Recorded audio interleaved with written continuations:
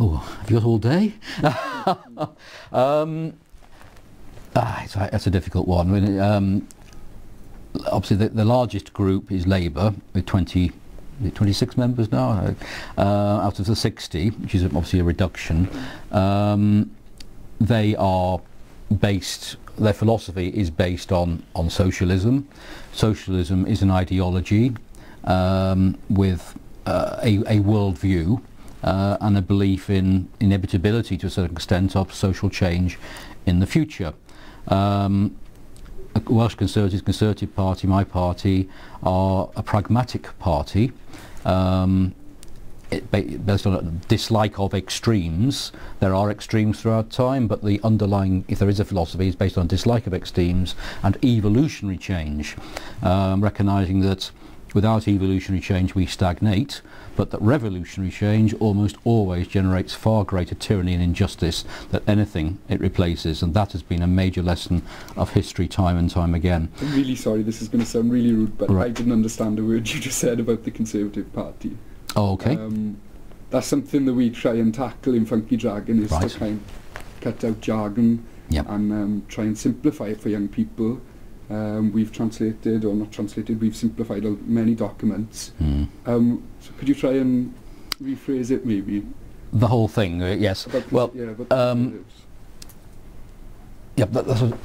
socialism is a worldview, a view of the world that was written down originally by people like Karl Marx in the 19th century, that social change is going to happen in a certain way, and it's the job of their party just to keep pushing it in that direction.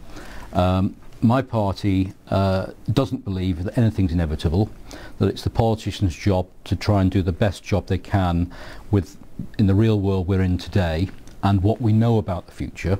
Nobody's certain about the future. We can forecast and plan for that, and try and manage as best we can for the good of all. We also believe far more in taking things up from the people up, rather than from government telling everybody how it should be. So it's involving individuals, communities, the voluntary sector, the private sector and the public sector together in developing things and helping government to make sure government gets it right, rather than government thinking it's got it right all the time itself and just telling everybody else how it should be done. And often there's lots of, you say, clever language, well-meaning language, lots of grand words and rhetoric, but people don't really get impressed by that any longer. What they measure it by is what's happening in their real lives, in their communities, and what they see and hear around them.